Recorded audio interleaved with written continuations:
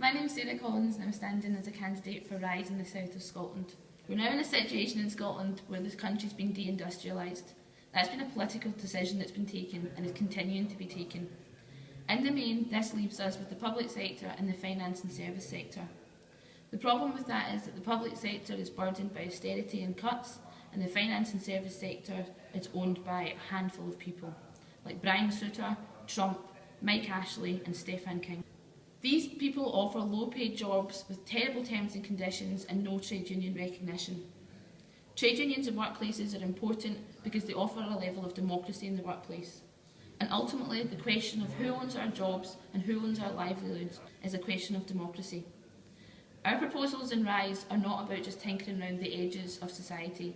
We want to have active policies that seek to transform society. For Rise, our proposals are about taking steps to democratise our lives, to democratise our workplaces. That's why we're proposing the Employment Freedom Bill. The Employment Freedom Bill will campaign to ensure an end to all anti-trade union legislation. We'll guarantee workers the right to recognition and to have effective consultation in their workplaces. We'll ensure that employers who don't pay the national minimum wage don't receive any government subsidies and are on a shame list of employers who don't receive the Investors in People Award. Companies who don't pay the national minimum wage, living wage or use zero-hour contracts will be on a shame list. That means that they will not be able to receive government subsidies and they will not receive any Investor in People Awards. Our bill would ensure that employees participate directly in the governance and economic decisions in their workplaces. And what about our pay? Rise campaigns for £10 an hour living wage, and that includes for carers.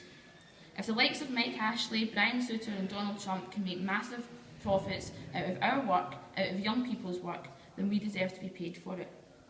And that's the point of Rise.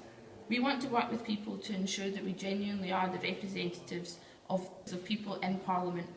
We want 1 foot in the Parliament, 100 feet in the street, 100 feet in the workplaces.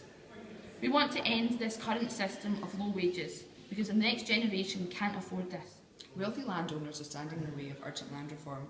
We will allow communities to purchase land regardless of the landlord's wishes. When a community exerts a democratic right to control their resources, their rights will be compulsory and the landlord will be forced to sell. This allows us to address the huge land inequalities in Scotland, which allows less than 500 private individuals and companies to own more than 50% of land in Scotland. Taxes is a source of inequality in this country. The poorest fifth pay more of their gross income in taxes than the richest fifth.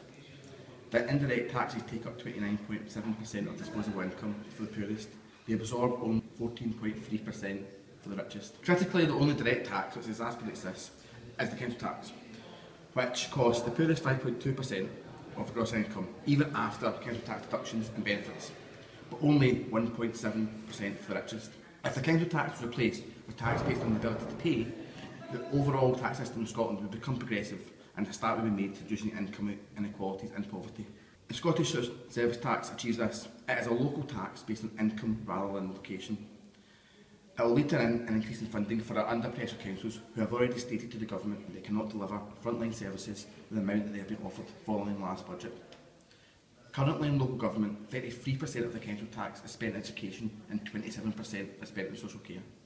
So nearly 60% of that is gone already, before we even take into consideration services and infrastructure such as roads.